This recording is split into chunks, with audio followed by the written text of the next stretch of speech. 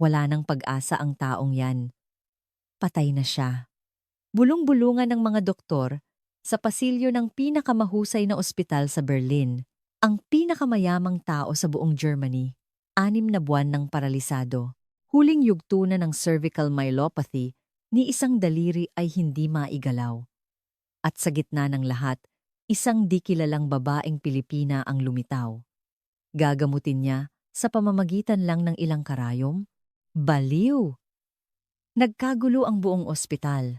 Inakusahan siya ng pinuno ng neurology na isang manloloko at isang pharmaceutical company ang nag-alok ng malaking halaga para itigil ang panggagamot, ngunit hindi tumigil ang Pilipina.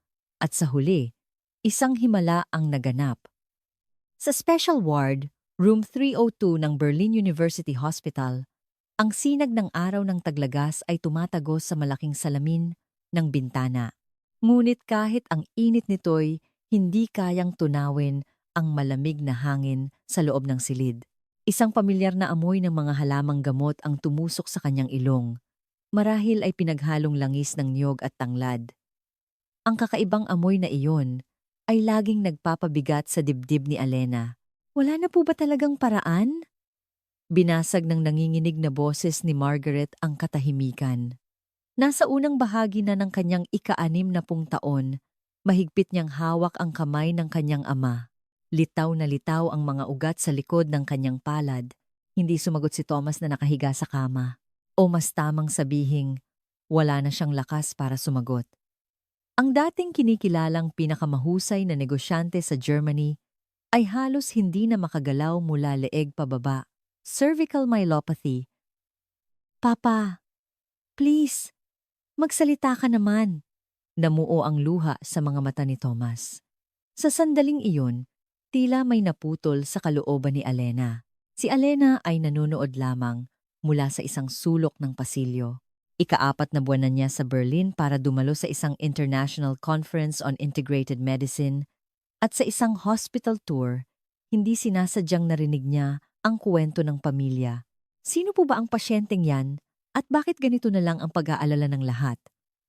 Siya si Thomas Blackwell, isa sa pinakamayaman dito sa Germany. May-ari siya ng isang kumpanya ng mga piyesa ng sasakyan. Hininaan ng nurse ang kanyang boses. Nagsimula ang mga sintomas noong tag-araw ng 2024. Pamamanhid lang daw ng daliri sa simula hanggang sa lumala na ng lumala. Muling sumulyap si Alena sa loob ng silid. Isang doktor na may puting buhok na tila siyang head physician ang may hawak na chart at nagpapaliwanag. I'm sorry, pero wala na kaming magagawa. Masyadong mapanganib ang operasyon at may hangganan na ang epekto ng mga gamot. Ang pinakamainam na lang ngayon ay maging komportable siya. Komportable? Yan ba ang sasabihin ng isang doktor? Nasumuko na lang kami. Tumaas ang boses ni Christoph. Anak ni Thomas. Mr. Christoph? Ginawa na namin ang lahat. Ngunit ang pinsala sa spinal cord. Tama na. Humagulgol si Margaret. Naririnig kayo ni Papa. Hindi na nakatiis si Alena. Naalala niya ang kanyang lola sa Pilipinas, 10 taon na ang nakalilipas nang ito'y ma-stroke. Lahat ng ospital ay nagsabing sumuko na sila. Ngunit hindi sumuko si Alena. Doon nagsimula ang kanyang pag-aaral ng tradisyonal na panggagamot, ang sining ng hilot at acupuncture. Kusa siyang naglakad patungo sa silid. Excuse me po! Marahang katok ni Alena sa pinto. Lahat ng mata ay napunta sa kanya. Gulat ang lahat sa biglaang paglitaw ng isang babaeng Asyano. Sino ka? Tanong ni Christoph na may pag-iingat sa boses. Ako po si Doktora Alena Reyes. Isa po akong manggagamot mula sa Pilipinas. Narito po ako sa Berlin para sa isang international conference. Nag-atubili sandali si Alena. Ngunit nagtama ang kanilang mga mata ni Thomas. Ang desperasyon sa mga matang iyon ay tumagos sa kanyang puso. Baka po sakaling makatulong ako. Isang mapanghamak na tawa ang pinakawalan ng head physician. Isang manggagamot? Isang taong nag-acupuncture ang gagamot sa myelopathy? Namula ang mukha ni Alena, ngunit mahinahon siyang sumagot. Ang lola ko po ay nagkaroon ng katulad na sintomas. Sinukuan na siya ng lahat ng doktor.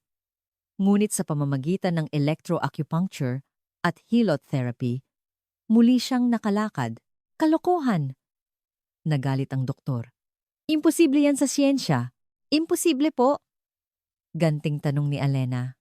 Kung ganoon, ano po ang ginagawa ninyo ngayon dito? Hindi po ba't pagsuko na rin? Natahimik ang silid. Hirap na binuksan ni Thomas ang kanyang bibig. Talaga bang matutulungan mo ako? Sa nanginginig na boses na iyon, naroon ang huling hibla ng pag-asa. Dahan-dahang lumapit si Alena at hinawakan ang kamay ni Thomas. Malamig at tuyo ito. Hindi po ako makakapangako, pero gagawin ko po ang lahat ng aking makakaya. Hindi pa po ito ang katapusan. Hinawakan ni Margaret ang braso ni Alena. Please, please, tulungan ninyo ang papa ko. Gagawin namin ang lahat. Kahit magkano pa ang halaga, wag po muna nating pag-usapan ang pera. Ngumiti si Alena. Kailangan ko po munang suriin ng maigi ang kalagayan ng pasyente. Maingat na sinuri ni Alena ang batok ni Thomas. Matindi ang paninigas sa bahagi ng cervical vertebrae, 3, 4 at 5. Ang mga kalamnan ay parang bato sa tigas. Kailan po nagsimulang mamanhid ang mga daliri niya? Noong tag-araw po ng nakaraang taon. Akala namin pagod lang. Tumango si Alena. Sa kanyang isipan, binubuo na niya ang plano ng panggagamot. Sa binti, kailangan ang Zhu Sanli at Yang Lingquan gagamitan ng electroacupuncture para sa stimulation at hilot para ayusin ang cervical alignment. Doktora Reyes, malamig na sabi ng head physician. Nasa Germany ka. Hindi namin maaaring isapanganib ang pasyente sa isang panggagamot na hindi pa napapatunayan. Hindi napapatunayan? Lumingon si Alena. Ang 3,000 taon ng medisina ay hindi pa napapatunayan. Kung ganoon, ang ginagawa ninyo ngayon na wala nang magagawa ay isang napatunayang paraan ng panggagamot? Sumingit si Christoph. Kung wala na rin namang ibang paraan, hindi ba't mas mabuting subukan? Matigas na sinabi ng doktor. Iuulat ko ito sa hospital director. Labag ito sa medical ethics. Nang akmang lalabas na siya ng silid, buong lakas na nagsalita si Thomas. Sandali! Dr. Schneider, huminto ang doktor. Ayokong mamatay ng ganito. Bigyan ninyo ako ng isang pagkakataon. Tumulo ang luha mula sa mga mata ni Thomas. Sa itsurang iyon, tila dinurog ang puso ni Alena. Isang mabigat na katahimikan ang bumalot sa silid. Sa labas ng bintana, hinahampas ng hangin ng taglagas sa Berlin ang mga dahon. Ito ay isang sandali ng pagtatagpo ng buhay at kamatayan, pag-asa at kawalan ng pag-asa. Kinuyom ni Alena ang kanyang kamao. Itatayo niya ang taong ito. Iyon ang dahilan kung bakit siya naroroon. Iyon ang kanyang sinumpaan sa sarili. Kinabukasan. Nung umaga, umiinom ng kape si Alena sa cafe ng kanyang hotel. Ang tapang ng amoy ng espresso ay gumising sa kanyang diwa. Ngunit ang isip niya ay abala sa pasyente kahapon. Nagring ang kanyang telepono. Isang di pamilyar na numero. Hello? Si Doktora Alena Reyes po ba ito? Ako po si Margaret Blackwell. Nagkita po tayo sa ospital kahapon. Biglang bumilis ang tibok ng puso ni Alena. Opo, natatandaan ko po. Ano po ang maitutulong ko? Sa kabilang linya, narinig niya ang humihikbing boses ni Margaret. Hinahanap po kayo ni Papa buong gabi. Pwede po ba kayong pumunta kahit sandali lang? Nag-alinlangan si Alena. Alam niyang sa ilalim ng batas ng Germany, bawal para sa isang dayuhang doktor na basta na lang manggamot. Ngunit hindi maalis sa isip niya ang mga matang puno ng desperasyon ni Thomas. Pupunta ako diyan sa loob ng 30 minutos. Pagdating niya sa ospital, naghihintay si Margaret sa lobby. Namamaga ang kanyang mga mata, halatang hindi nakatulog. Maraming salamat po. Nakapag-schedule po ako ng meeting kasama ang hospital director. Si Papa po mismo ang humiling. Habang naglalakad papunta sa opisina ng direktor, narinig ni Alena ang bulungan ng mga medical staff. Tradisyon na panggagamot? Kalokohan! Gagawin talaga ng mayayaman ang lahat, napayuko si Alena. Ngunit agad din niyang itinaas ang kanyang ulo. Naalala niya ang araw na nailigtas niya ang kanyang lola. Bumukas ang pinto ng opisina ng direktor. Nakaupo si Friedrich Müller, ang direktor na may puting buhok na may seryosong mukha. Sa tabi niya ay si Dr. Schneider. Maupo ka, Doktora Reyes. Nang makaupo si Alena, nagsalita ang direktor. Gusto ka talagang makita ni Mr. Blackwell. Ngunit kung iisipin natin ang reputasyon ng ospital na ito. Reputasyon po, sumingit si Alena. Ang pagsuko sa isang pasyente. Reputasyon po ba yon? Hinampas ni Schneider ang mesa. Anong alam mo para magsalita ng ganyan? Ang myelopathy, kahit sa modernong medisina, kaya nga po kayo sumuko. Lumamig ang boses ni Alena. Ako, hindi po ako susuko. Itinaas ng direktor ang kamay para patigilin silang dalawa. Ipakita mo sa akin ang iyong mga kredensyal. Inilabas ni Alena ang mga dokumento mula sa kanyang bag. Ang kanyang lisensya bilang isang manggagamot sa Pilipinas at ang kanyang sertipiko mula sa isang International Acupuncture Society. Nakuha mo ang lisensya mo noong 2018. 7 taon na ang karanasan mo. Opo. Nagtrabaho rin po ako sa isang malaking ospital sa Maynila sa kanilang Integrated Medicine Center. Sanay po ako sa pakikipagtulungan sa mga Western doctors. Malalim na bumuntong hininga ang direktor. Sige. Pero may mga kondisyon. Nagningning ang mga mata ni Alena. Una, lahat ng proseso ng panggagamot ay susubaybayan ng aming medical team. Pangatlo, sa oras na lumala kahit kaunti ang kondisyon ng pasyente. Payag po ako, matatag na sagot ni Alena. Isang mapanghamak na tawa ang pinakawalan ni Schneider. 2 linggo? Umaasa ka ba sa isang himala? Ang himala po ay ginagawa. Diretsong tumingin si Alena sa kanya. Manood po kayo. Pabalik sa silid, mahigpit na hinawakan ni Margaret ang kamay ni Alena. Doktora, ang papa ko po, dati. Napakasigla niya. Araw-araw siyang nagjo-jogging. At umaakyat ng bundok tuwing weekend. Nanginginig ang boses ni Margaret. Noong nakaraang tag-araw, bigla na lang siyang nagreklamo na namamanhid ang kamay niya. Akala namin dahil lang sa edad. Pero, tumulo ang kanyang mga luha. Sa loob lang ng 3 buwan, hindi na siya makalakad. Masyadong mabilis. Masyadong mabilis siyang bumagsak. Marahang tinapik ni Alena ang balikat ni Margaret. Sa mainit na haplos na iyon, lalong napaiyak si Margaret. Sa harap ng pinto ng silid, huminga ng malalim si Alena. Pagbukas niya ng pinto, isang matamlay na ngiti ang sumalubong sa kanya mula kay Thomas. Dumating ka? Opo. Ngayon po natin sisimulan ang panggagamot. Handa na po ba kayo? Tumango si Thomas. Isang napakaliit na galaw, ngunit ang kanyang mga mata ay puno ng pananabik. Inilabas ni Alena ang kanyang case ng mga karayom. Kumislap ang mga ito sa tama ng araw. Ipaliwanag ko po muna. Ito pong mga GAG points sa tabi ng inyong gulugod sa batok, dito po ako maglalagay ng karayom. Lalagyan po natin ng kuryente para ma-stimulate ang mga ugat. Nag-aalalang nagtanong si Christoph. Hindi po ba yan delikado?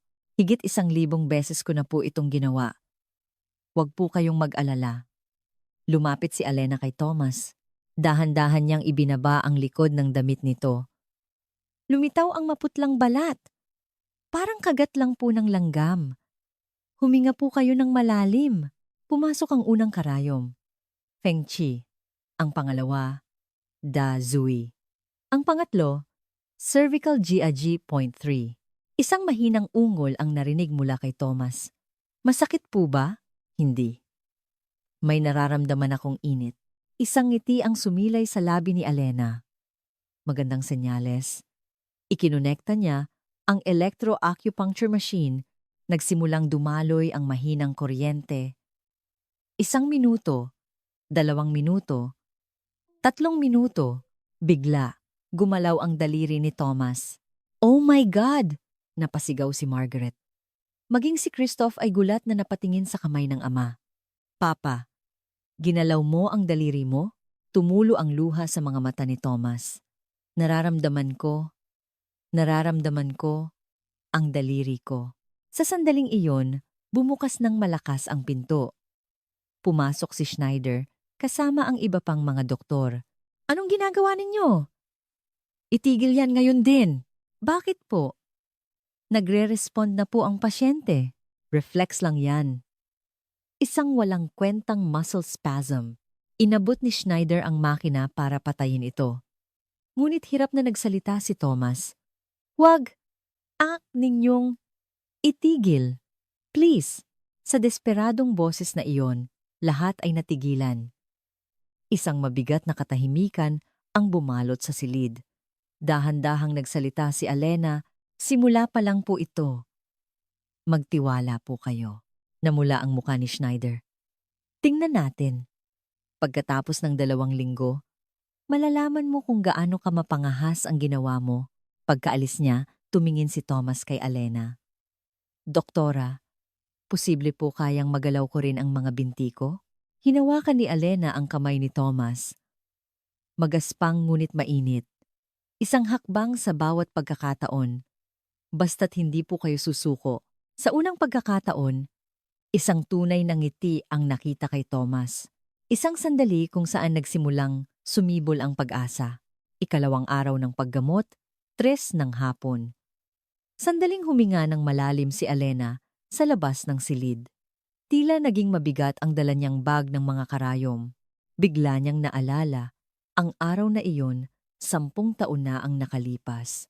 1995, sa isang maliit na klinika sa Maynila. Ang lola ninyo, mahihirapan ng makalakad. Kailangan ninyong maghanda.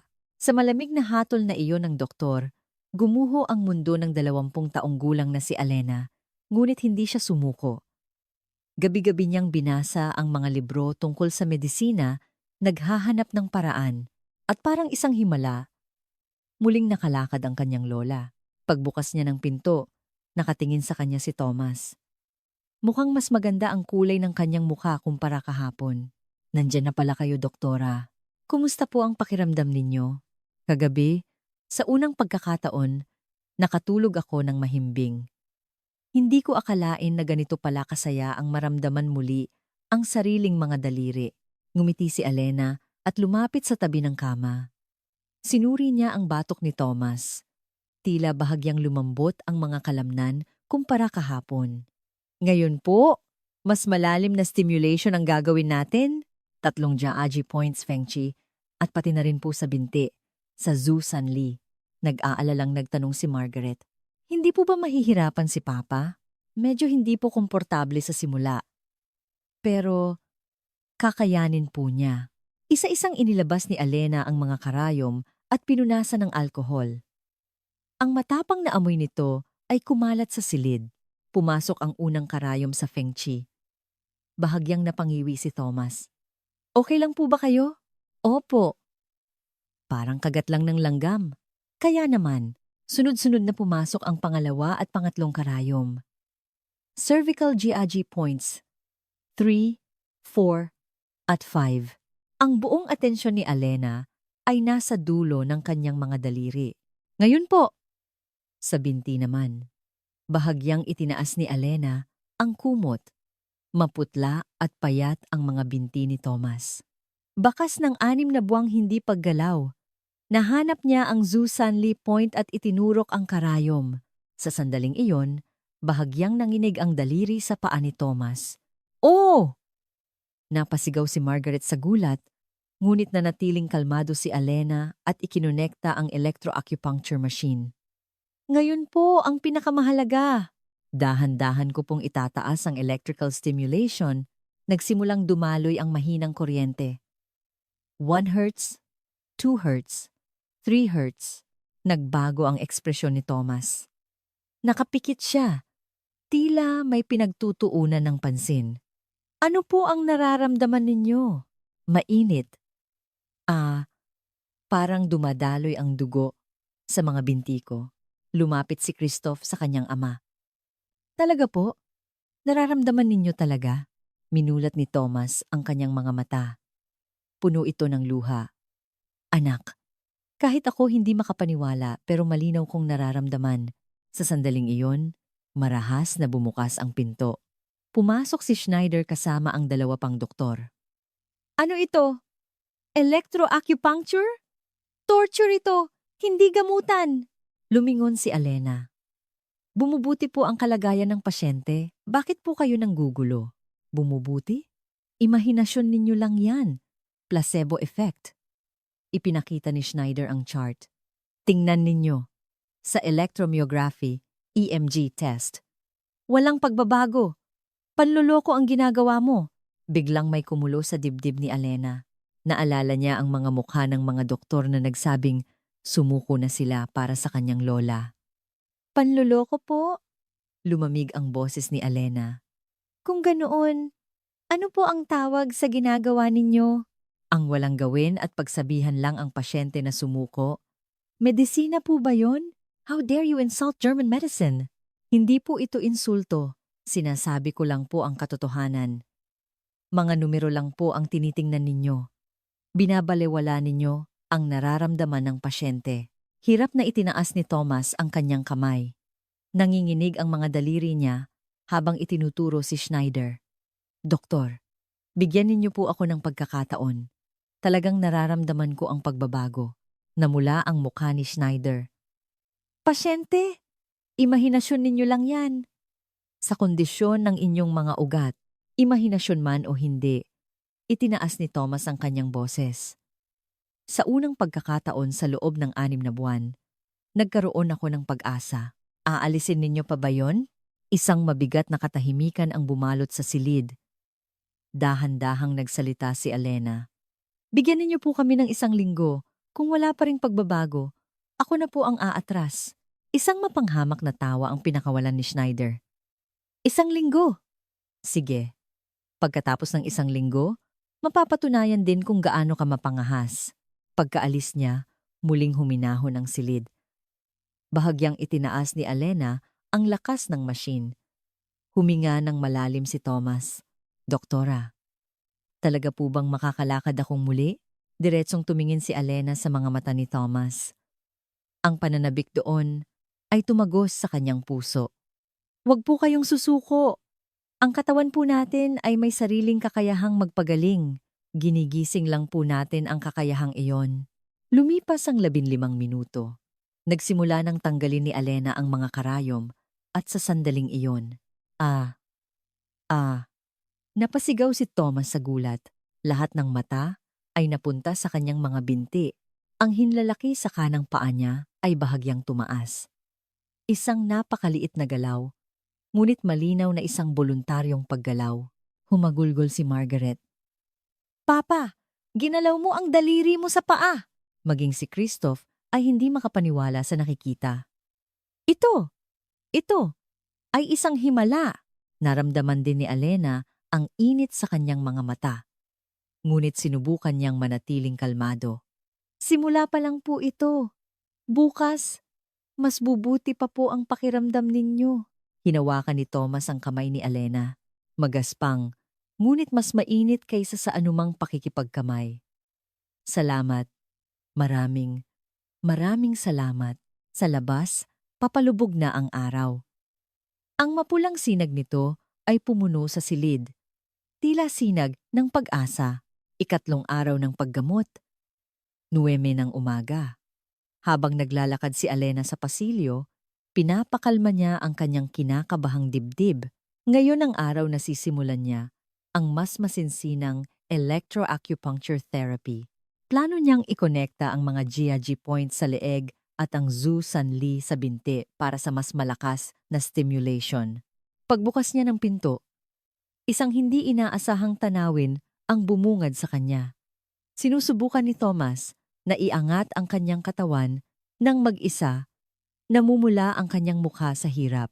Mr. Thomas, wag po kayong magpumilit. Mabilis na lumapit si Alena para tulungan siya. Naamoy ni Alena ang pawis sa likod ni Thomas. Bakas ng buong gabing pagsisikap. Pasensya na, hindi lang mapakali ang katawan ko. Gusto kong may gawin. Namumula ang mga mata ni Margaret habang nagsasalita. Mula pa po 4:00 ng madaling araw, ganyan na siya. Pilit na ginagalaw ang mga daliri niya sa paa. Uminit ang puso ni Alena. Ganito katindi ang determinasyon ng pasyente. Magandang senyales po yan. Nagigising na po ang katawan niya. Ngayon, mas malakas na stimulation po ang ibibigay natin. Binuksan ni Alena ang kanyang case. Ngayon, mas mahahabang karayom ang inihanda niya. Ito po ay espesyal na karayom para sa electroacupuncture. Mas malalim po ang mararating nito para direktang ma-stimulate ang mga ugat. Nag-aalalang nagtanong si Thomas. Masakit po ba? Sa totoo lang po, medyo hindi komportable sa simula. Pero, tiningnan ni Alena ang mga mata ni Thomas. Kakayanin ninyo. Kahapon nga po, kinaya ninyo. Pumasok ang unang karayom sa cervical GEG point 3. Nagtiimbagang si Thomas. Pangalawa, pangatlo, 6 na karayom ang nakahanay ngayon sa kanyang batok. Ngayon, oras na para sa mga binti. Sa Zusan Lee, Yang Lingquan at San Yinjiao po natin ilalagay. Tumpak na nahanap ng kamay ni Alena ang mga puntos. Isang galaw na nagpapakita ng taon ng karanasan. Nang ikokonekta na niya ang machine, sandali siyang huminto. Mr. Thomas, ngayon po ang pinakamahalaga. Ang electrical stimulation ay kokonekta mula leeg hanggang binti. Isang kakaibang pakiramdam po ito. Handa na po ba kayo? Handa na ako. Matatag na sagot ni Thomas. Binuksan niya ang switch. Nagsimulang dumaloy ang kuryente. 1 hertz, 2 hertz, 3 hertz. Nagbago ang ekspresyon ni Thomas. Nakapikit siya ng mahigpit at biglang minulat ang mga mata. Ano ito? Ano po ang nararamdaman ninyo? Ang binti ko. Ang binti ko. Mainit. Hindi. Nagiinit. Para bang dugo na bumubuhos na parang talon. Gulat na lumapit si Christoph. Papa, okay lang po kayo? Okay lang ako. Hindi, mas maganda pa nga. Pakiramdam ko, buhay ako. 5 hertz, 6 hertz, 7 hertz. Bigla, nanginginig ang kaliwang binti ni Thomas. At, napasigaw si Thomas sa gulat. Lahat ng mata ay napunta sa kanyang binti. Ang kaliwang tuhod niya ay bahagyang nakabaluktot. Isang napakaliit na galaw, ngunit malinaw na isang muscle contraction. Papa! Sigaw ni Margaret. Nagulat din si Alena, ngunit pinanatili ang kanyang kahinahunan. Hindi po, kusa. Kusa siyang gumalaw. Sa sandaling iyon, bumukas ang pinto. Pumasok si Schneider kasama ang 2 nurse. Anong gulo ito? Ang kanyang mga mata ay nagpalipat-lipat sa machine at sa binti ni Thomas. Unti-unti siyang namula. Imposible. Hindi maaaring gumalaw ang binti ng isang pasyenteng may pinsala sa spinal cord. Lumapit si Schneider kay Thomas. Isang simpleng muscle spasm lang yan. Isang reflex na dulot ng electrical stimulation. Reflex lang? Nagalit si Thomas. Sa unang pagkakataon sa loob ng 6 na buwan, naramdaman ko ang binti ko at sasabihin mong, reflex lang yan? Pasyente. Huwag po kayong magalit. Sa medikal na pananaw. Medikal na pananaw? Ano? Itinaas ni Thomas ang kanyang boses. Ang medisina ninyo ang sumuko sa akin. Pero itong batang doktora, sa loob lang ng 3 araw, napagalaw niya ang binti ko. Isang mabigat na katahimikan ang bumalot sa silid. Ipinakita ni Schneider ang chart. Sa mga numero, walang pagbabago. Hindi ito himala. Nagkataon lang. Nagkataon na nangyari sa loob ng 3 magkakasunod na araw? Mahinahong tanong ni Alena. Lalong namula ang mukha ni Schneider. Napakapangahas ng ginagawa mo. Kung may mangyari sa pasyente. Kung ganoon, manood po kayo. Itinaas pa ni Alena ang lakas ng machine. Kayo na po mismo ang tumingin. 9 hertz, 10 hertz. Huminga ng malalim si Thomas. At ang binti ko. Gumagalaw ang binti ko. Totoo nga, ang kanang bukong-bukong ni Thomas ay dahan-dahang gumagalaw pataas at pababa. Malinaw na isang voluntaryong paggalaw. Napatakip ng bibig ang isang nurse. Imposible ito! Maging si Schneider ay natulala. Hindi makapaniwalang nakatingin lang siya sa binti ni Thomas. Naniniwala na po ba kayo? Tanong ni Alena. Tumalikod si Schneider. Nang akmang lalabas na, tinawag siya ni Thomas. Dr. Schneider. Uminto si Schneider. Salamat. Kung hindi dahil sa pagtutol ninyo, hindi ko malalaman kung gaano kalaki ang kaligayahang ito. Walang imik na lumabas ng silid si Schneider. Ang tunog ng pagsara ng pinto ay tila napakalakas. Pinatay ni Alena ang machine at nagsalita. Hanggang dito na lang po muna tayo ngayon. Bawal po ang sobrang pagod. Hinawakan ni Thomas ang kamay ni Alena. Puno ng luha ang kanyang mga mata. Doktora, talaga po bang makakalakad ako? Talaga po?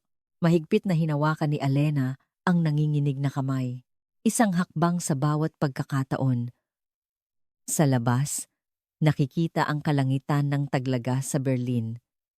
Sa pagitan ng mga ulap, sumisikat ang araw. Ang sinag ng pag-asa, ikalimang araw, 2 ng hapon. Isang mabigat na tensyon ang bumalot sa conference room ng ospital.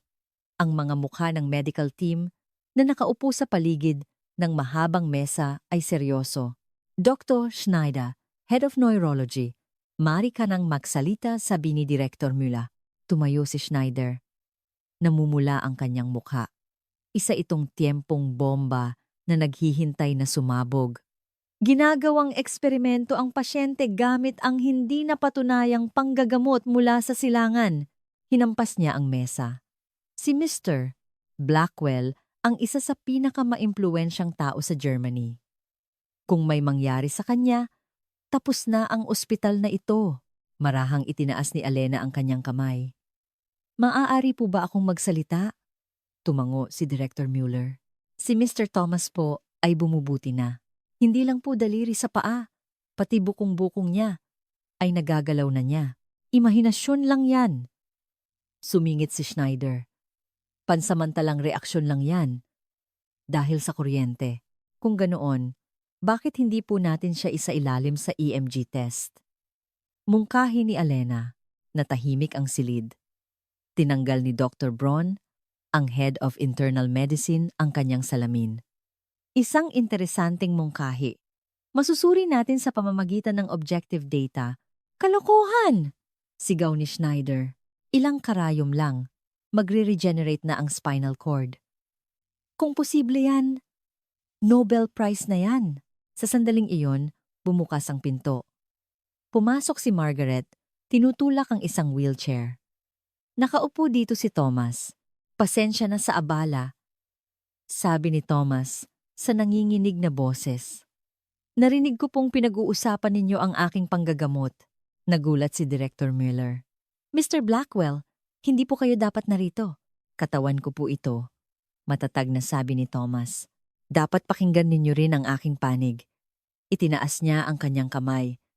Nanginginig, ngunit malinaw na gumagalaw.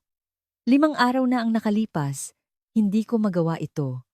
Ni isang daliri, tumingin si Thomas kay Schneider. Doktor, noong sinukuan ninyo ako, gusto ko nang mamatay.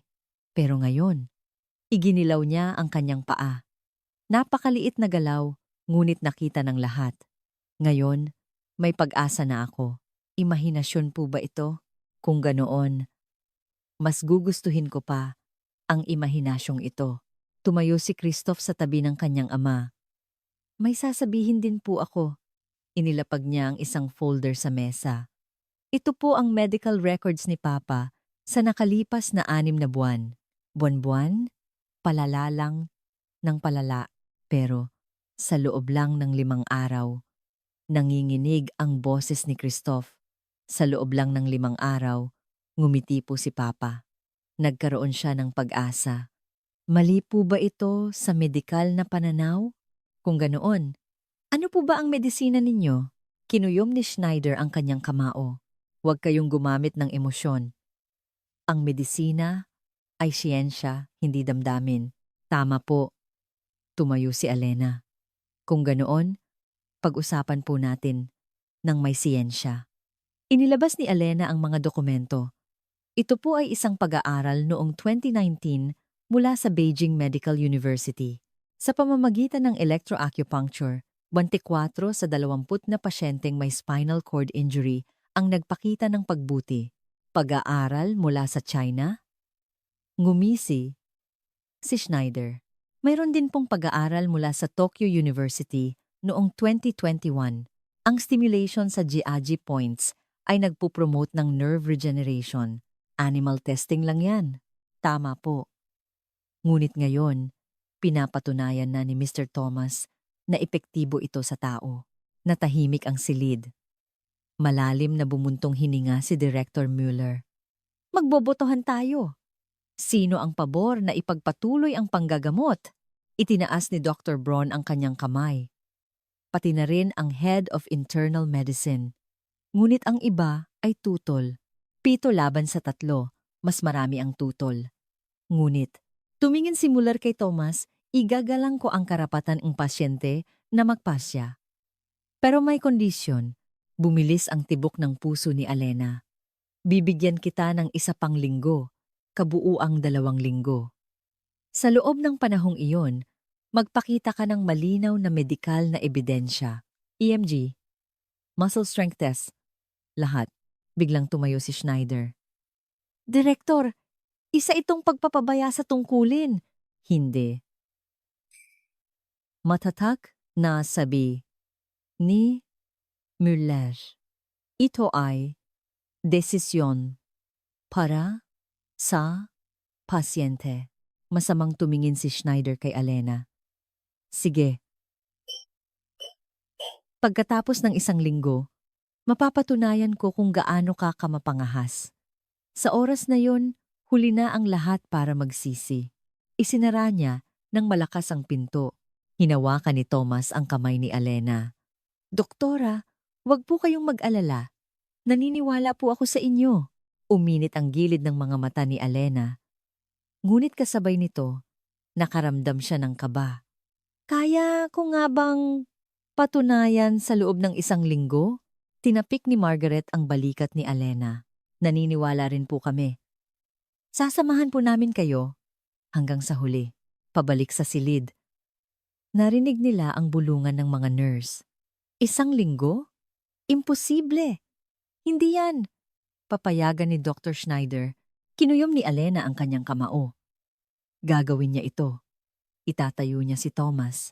Nang gabing iyon, sa kanyang hotel room, buong magdamag na naghanap si Alena ng mga medical journals. Hinanap niya ang mga kaso kung saan pinagsabay ang electroacupuncture at hilot. 3:00 ng madaling araw, nagring ang kanyang telepono. Doktora! Boses ni Margaret puno ng pag-aalala. Si Papa! Si Papa! Bigla na lang, nanlamig ang buong katawan ni Alena. Papunta na ako! Habang nasa taxi, gulong-gulo ang isip ni Alena. Ang malamig at madilim na lansangan ng Berlin ay tila sumasalamin sa kanyang nararamdaman.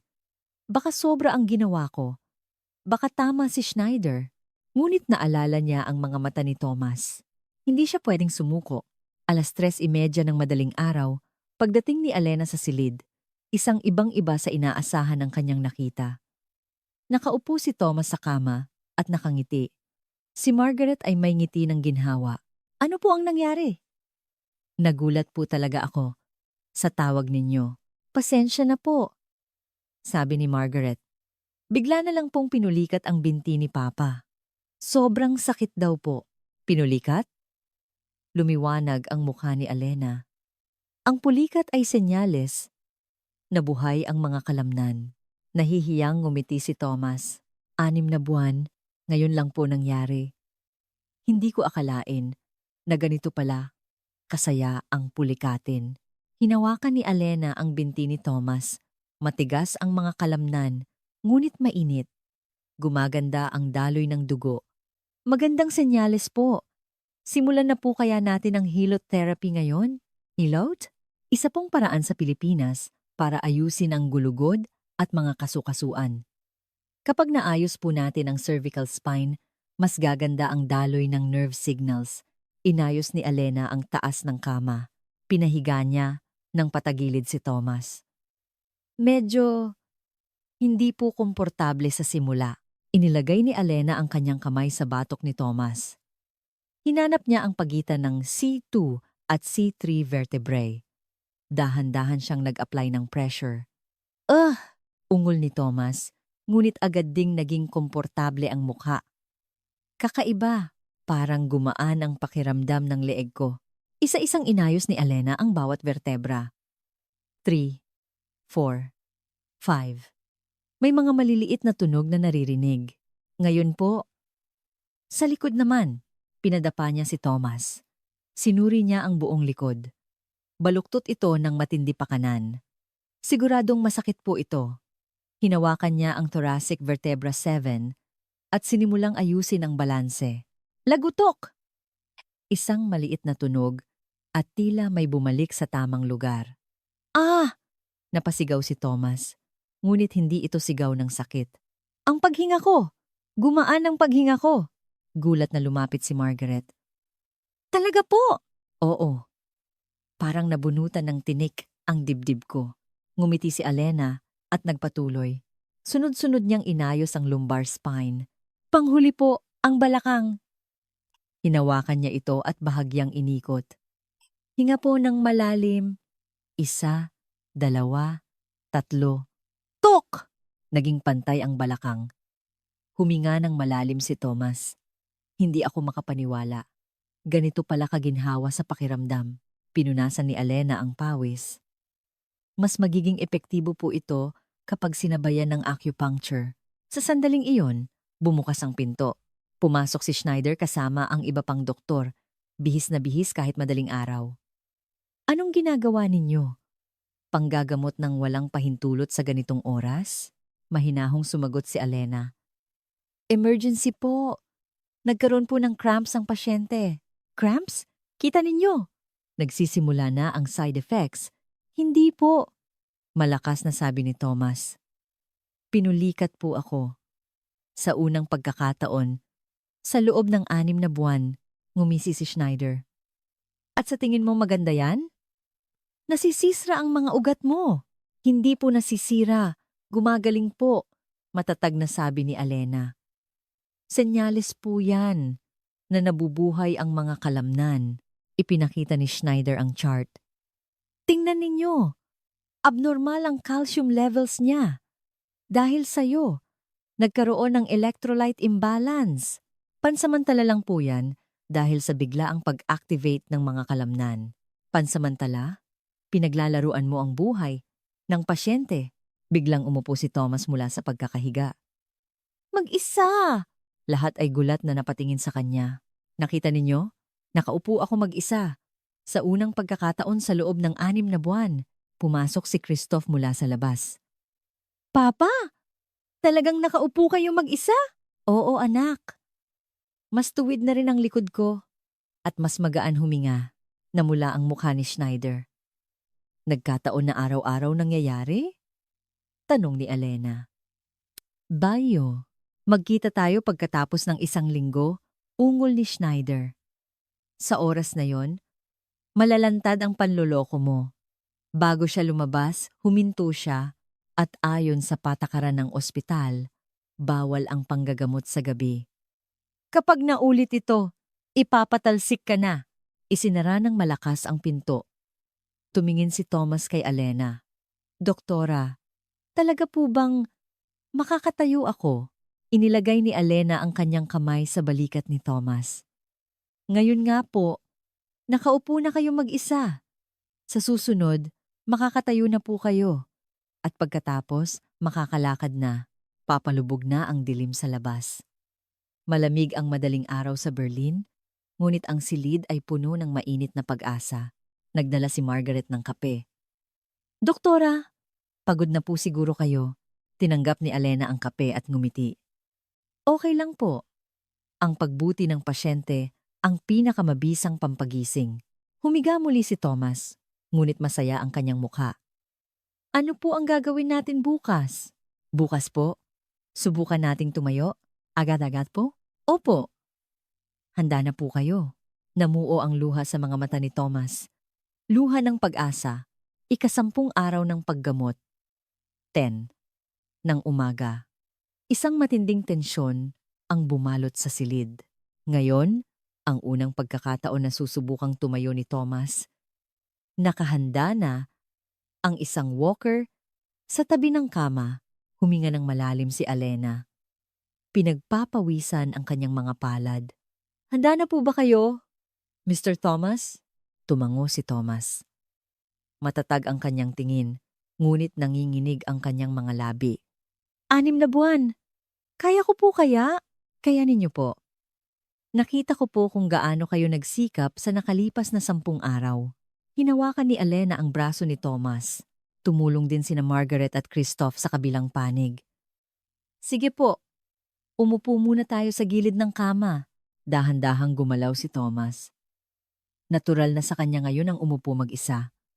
Sige po, ilagay na po natin ang mga paa sa sahig. Dumampi ang kanyang mga paa sa malamig na sahig. Nagulat si Thomas. Nararamdaman kong malamig ang sahig. Humikbi si Margaret. Papa, huwag kang umiyak, Margaret.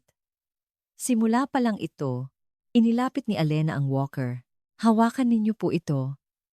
At dahan-dahang tumayo. Huwag po nating pilitin. Mahigpit na hinawakan ni Thomas ang walker. Lumitaw ang mga ugat sa kanyang braso. 1, 2, 3. Sinubukang tumayo ni Thomas. Nanginginig ang kanyang mga binti, ngunit hindi siya sumuko. Unti-unti, dahan-dahan, umaangat ang kanyang katawan. Sige po, tuloy lang. Nagsimulang umunat ang kanyang mga tuhod.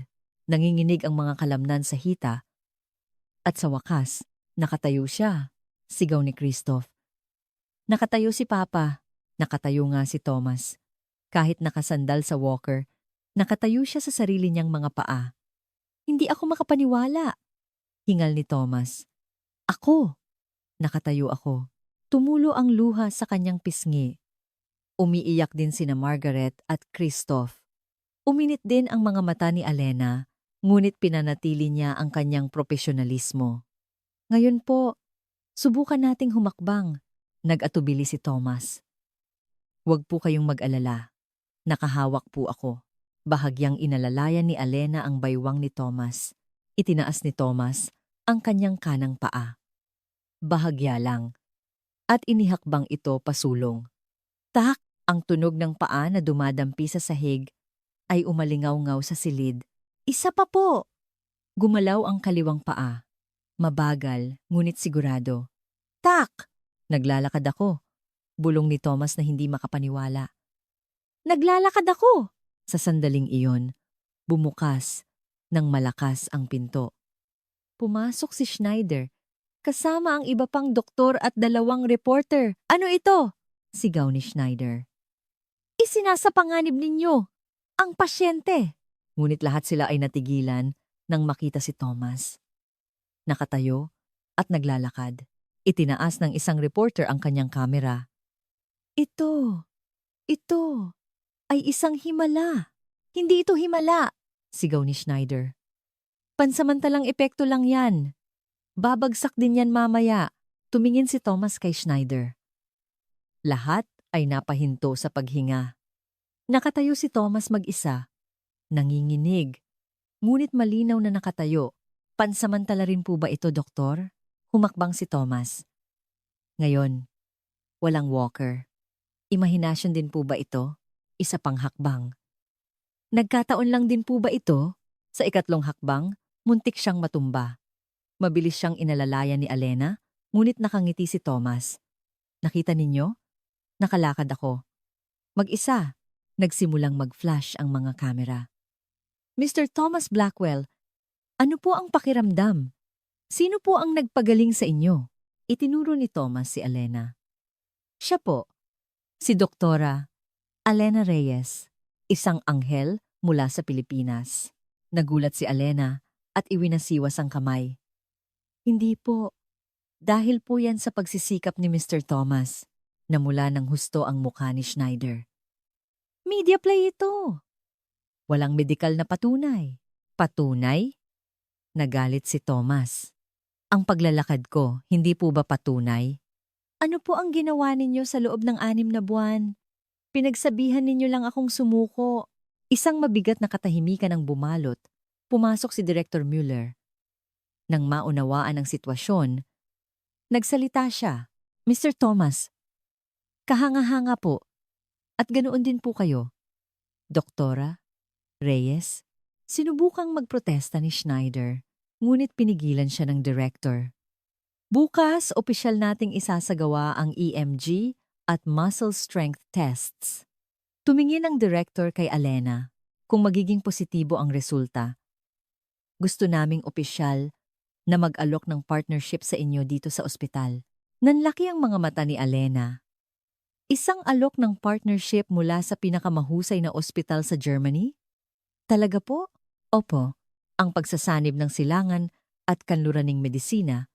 Hindi po ba't maganda? Masamang tumingin si Schneider kay Alena, ngunit wala siyang masabi. Naupo muli si Thomas sa upuan. Pagod, ngunit puno ng pag-asa. Doktora, kailan po kaya ako makakalakad mag-isa? Ngumiti si Alena. Nagawa ninyo na po. Dahan-dahan lang po nating dagdagan. Sa labas, tanaw, ang taglagas sa Berlin. Nalalagas ang mga dahon, ngunit sa loob ng silid, mainit na parang tagsibol. Nagsimula na ang himala, 12 araw ng paggamot, 4 ng hapon. Ang mga pangunahing pahayagan sa Berlin ay naglathala ng himala ni Thomas. Pinakamayamang Aleman, muling nakalakad dahil sa sining ng panggagamot ng Pilipinas, ang headline sa front page sa cafeteria ng ospital. Binabasa ni Alena ang dyaryo habang pinapakalma ang sarili. Nanginginig ang kamay niyang may hawak na tasa. Doktora Reyes! Isang di pamilyar na boses mula sa likod. Paglingon niya, isang lalaking nakasuit ang nakatayo. Ako si Martin Hauser, mula sa Pharmatech. Maaari ba tayong mag-usap sandali? Maingat na tumingin si Alena sa kanya. Ano po ang kailangan ninyo? Umupo si Hauser sa tapat niya. Sinuri siya ng matatalas nitong mata. Gusto sana naming itigil mo na ang panggagamot kay Mr. Thomas Blackwell. Nanlaki ang mga mata ni Alena. Ano po? Ang aming kumpanya ay gumagawa ng isang bagong gamot para sa myelopathy. Bilyon-bilyong euro ang aming puhunan. Pero ikaw, hinampas ni Hauser ang mesa. Kung gagaling siya sa ilang karayom mo lang, ano ang mangyayari sa aming bagong gamot? Namula ang mukha ni Alena. Tinitingnan ninyo po ba ang pasyente bilang pera? Maging praktikal ka. Hindi ko po kailangan. Tumayo si Alena. Gagamutin ko po ang pasyente ko. Lumamiig ang ekspresyon ni Hauser. Magsisisi ka. Nang akmang lalabas na si Alena, pumasok si Schneider. Pagbalik niya sa silid, nakahiga si Thomas na maputla ang mukha. Umiiyak na sumalubong sa kanya si Margaret. Doktora? Si Papa? Bigla na lang. Ano po ang nangyari? Pagkatapos po kumain ng tanghalian, bigla na lang siyang nahilo at nagsuka. Mabilis na sinuri ni Alena ang pulso ni Thomas. Mabilis at hindi regular.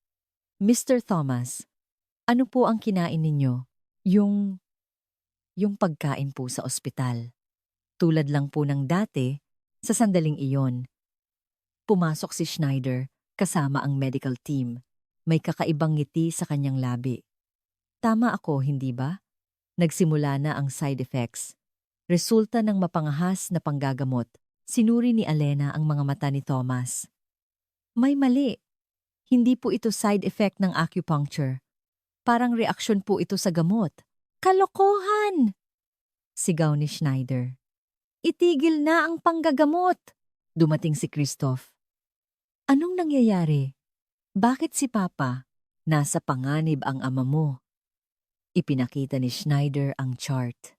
Biglang tumaas ang blood pressure niya at hindi stable ang heart rate. Anong Anong dapat gawin? Ako na ang bahala. At itong manggagamot na ito, dapat nang paalisin. Kinuyom ni Alena ang kanyang kamao. Ano? Drug toxicity test. Ngayon din, ngumisi si Schneider. Kalokohan. Kung ganoon, patunayan ninyo sa test. Hirap na nagsalita si Thomas. Naniniwala ako kay Doktora Alena. Pumasok si Direktor Mueller. Nang maunawaan ang sitwasyon, nag-utos siya. Blood test. Ngayon din, makalipas ang 1 oras, lumabas ang resulta. Tama si Alena. May mataas na level ng beta blocker sa kanyang dugo. 5 beses po sa normal na level, gulat na sabi ng medtech. Natahimik ang silid. Nanginginig na nagtanong si Thomas. Ano po yon? Gamot po sa puso. Kapag na-overdose, magdudulot ito ng pagkahilo, pagsusuka, at abnormal na heart rate. Humagulgol si Margaret. Sino? Sino ang gumawa nito? Lahat ng mata ay napunta kay Schneider. Namutla siya. Wala akong alam dyan. Sigurado ka? Lumamig ang boses ni Direktor Mueller. Sumigaw si Schneider. Bakit ko gagawin yan? Doktor ako! Hindi ko sasaktan ang pasyente ko.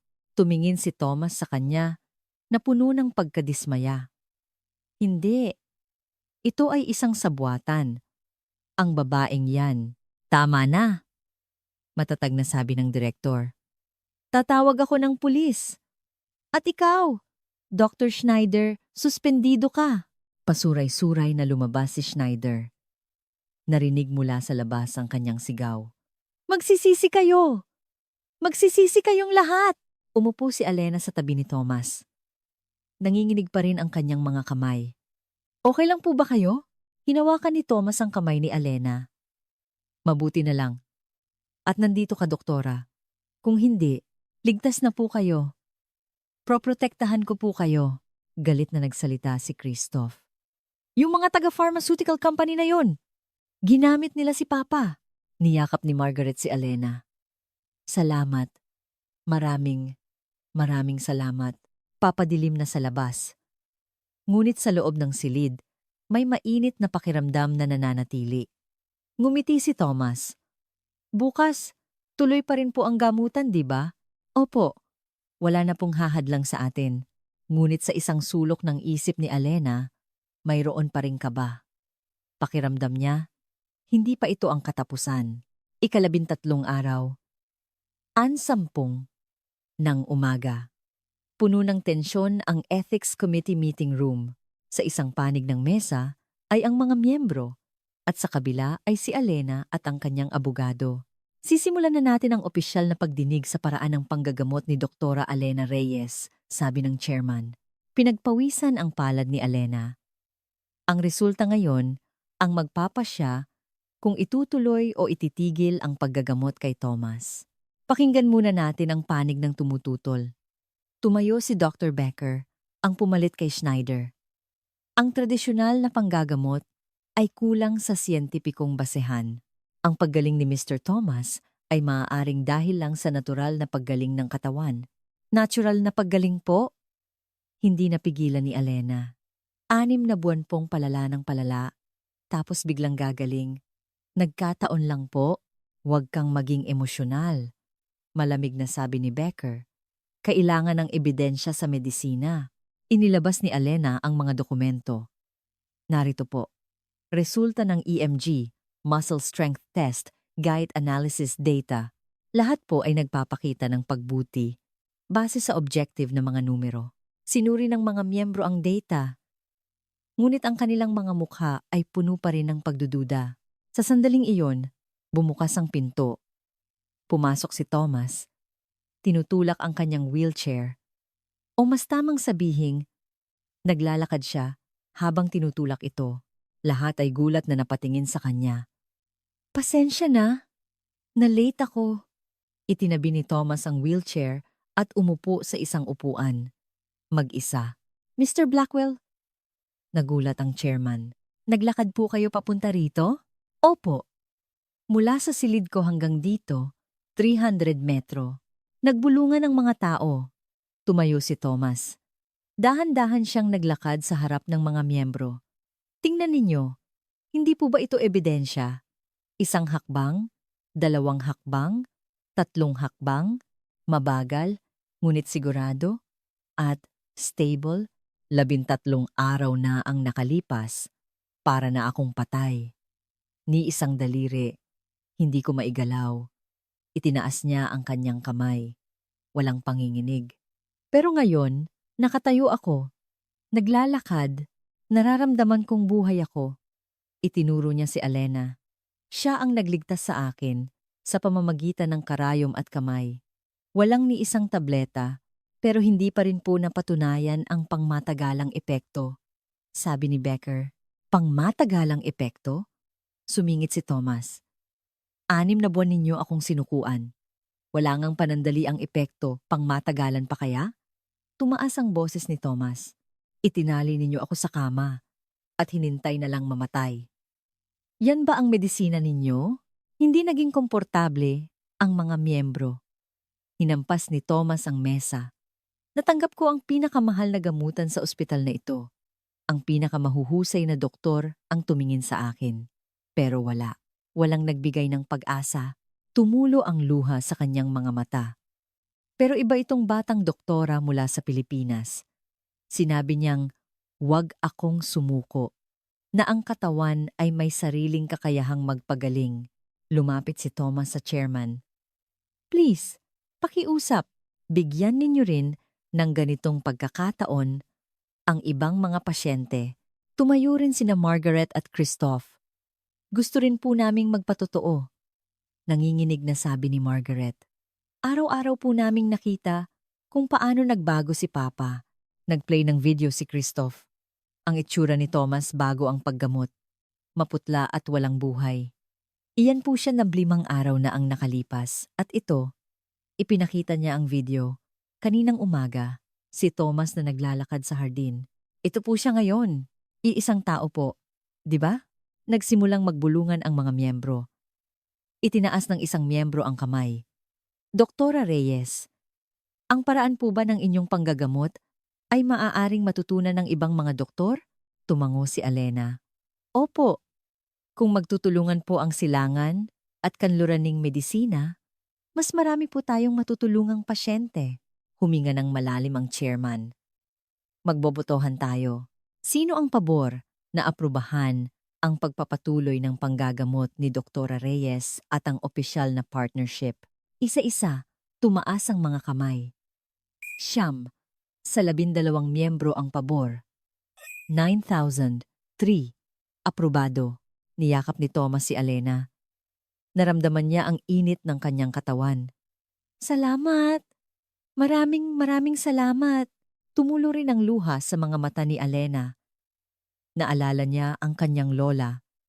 Tila nanonood ito mula sa langit. Galit na tumayo si Becker. "Sinuwerte ka lang. Sa susunod, hindi na magiging ganito kadali." Ngunit ngumiti si Thomas.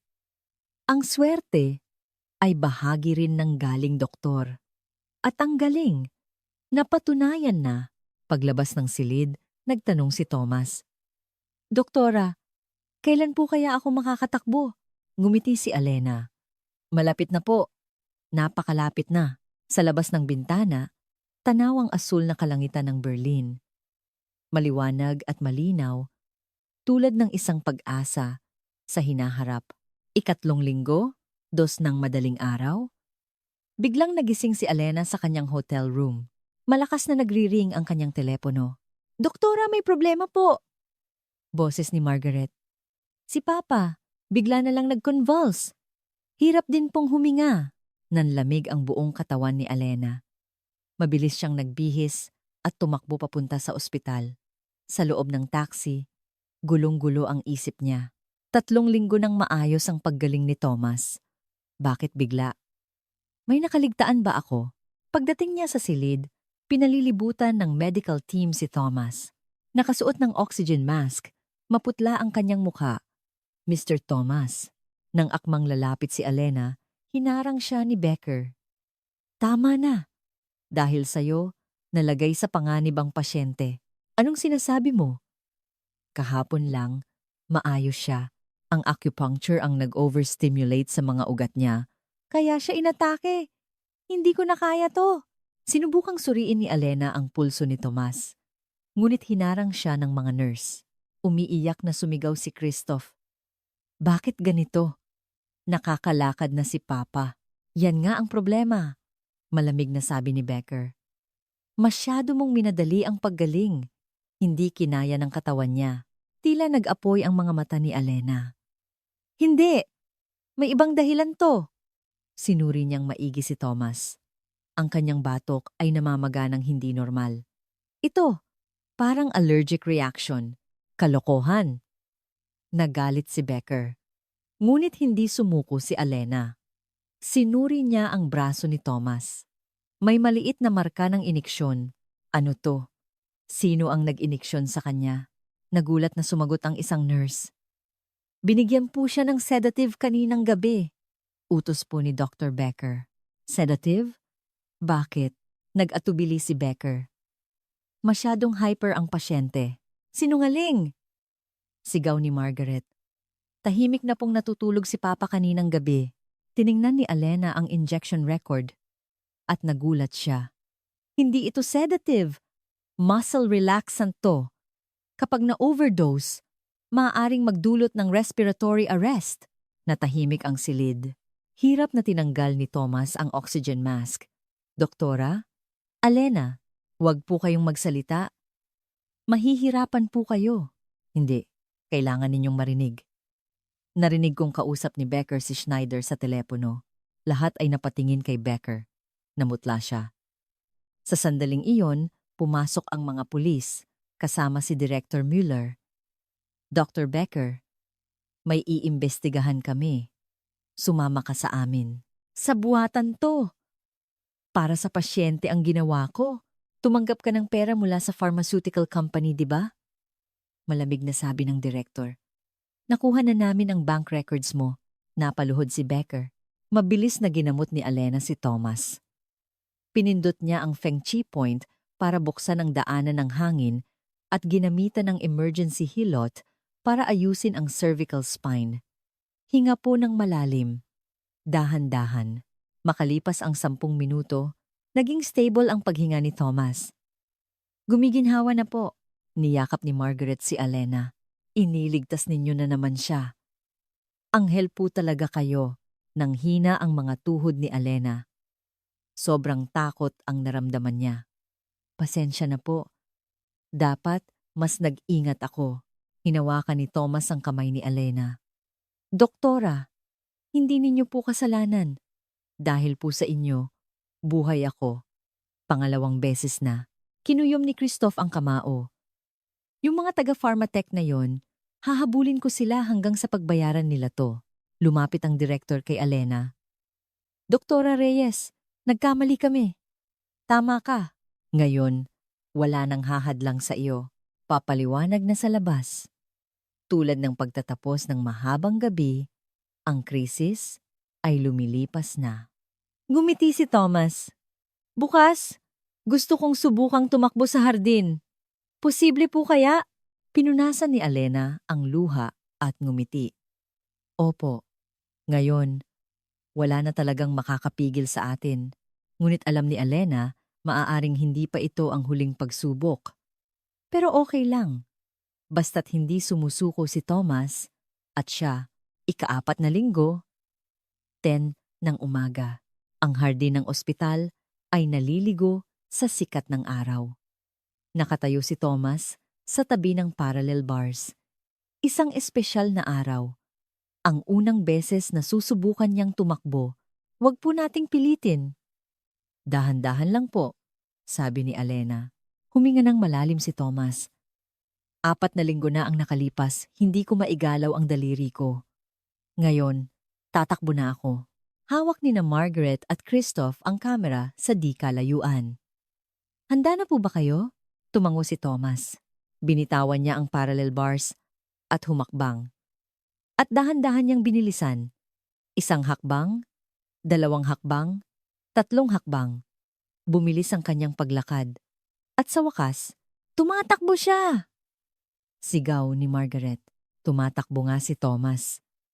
Maikling distansya lang, ngunit malinaw na tumatakbo. May sandali kung saan sabay na nakaangat ang kanyang dalawang paa sa lupa. Pagkatapos ng 10 metro, huminto siya. Hinihingal, ngunit may malaking ngiti sa mukha. Nagawa ko! Nagawa ko talaga! Tumulo ang luha sa mga mata ni Alena. Ang 4 na linggong pagsisikap ay nagbunga sa sandaling ito. Biglang nagsilabasan ang mga staff ng ospital. Nagpalakpakan sila. Kahanga-hanga! Lumapit si Director Mueller. Kailangan na nating baguhin ang mga medical textbooks. Doktora Reyes, gusto naming magtayo ng isang opisyal na Integrated Medicine Center dito sa ospital. Tatanggapin mo ba ang posisyon bilang pinuno? Hindi makapagsalita si Alena. Ako po, pero hindi mahalaga ang edad. Ang galing ang mahalaga. At napatunayan mo na, yan, hinawakan ni Thomas ang kamay ni Alena. Doktora, kung mananatili po kayo rito, mas maraming tao ang magkakaroon ng pag-asa. Please, tanggapin ninyo po. Tumingin si Alena sa paligid, mga matang puno ng pag-asa. Sige po, pero gusto ko pong magtrabaho sa pagitan ng Pilipinas at Germany. Gusto ko pong maging tulay ng medisina ng dalawang bansa. Siyempre, masayang sabi ng direktor. Kinagabihan, sa rooftop ng ospital, pinagmamasdan ni Alena ang mga ilaw ng Berlin. Bakit po kayo naging manggagamot? Tanong niya. Ngumiti si Alena. Dahil po sa lola ko. Noong sinukuan na siya ng lahat, hindi ko siya kayang sukuan. Doon ko po nalaman na ang hindi pagsuko ay bahagi rin ng panggagamot. Tumango si Thomas. Ngayon, naiintindihan ko na kung bakit ganyan kayo katatag. Araw ng pag-alis. Oktubre 15. 2 bilyong. Maraming tao sa harap ng ospital. Mga reporter, medical staff, at mga pasyente. Lumabas si Thomas mula sa ospital. Naglalakad. Walang tungkod. Walang walker. Mag-isa. Nag-flash ang mga kamera. Mr. Thomas, ano po ang masasabi ninyo? Hindi ito himala, sabi ni Thomas. Ito ay medisina, pag-asa, at resulta ng pagsisikap. Itinuro niya si Alena. Siya ang nagdugtong sa karunungan ng silangan at siyensya ng kanluran. At ako ang unang taong tumawid sa tulay na iyon. Tinanong ng isang reporter si Alena. Ano po ang plano ninyo? Sa susunod na buwan? Magbubukas po kami ng Integrated Medicine Center dito. Pagsasamahin po namin ang acupuncture, hilot, at modernong medisina. At 1 linggo sa 1 buwan. Nasa Pilipinas po ako para manggamot. Muling nagsalita si Thomas. 5 linggo na ang nakalipas, nasa gitna ako ng kawalan ng pag-asa. Pero tingnan ninyo ako ngayon. Nakakalakad, nakakatakbo, pwede pa ngang sumayaw. At sumayaw nga siya ng bahagya. Naghiyawan ang mga tao. Sa airport, oras na ng pamamaalam. Yumuko ng malalim si Thomas. Doktora, utang ko po sa inyo ang buhay ko. Hindi po. Kayo po ang nagtayo sa sarili ninyo. Tumulong lang po ako. May inabot si Thomas na maliit na kahon.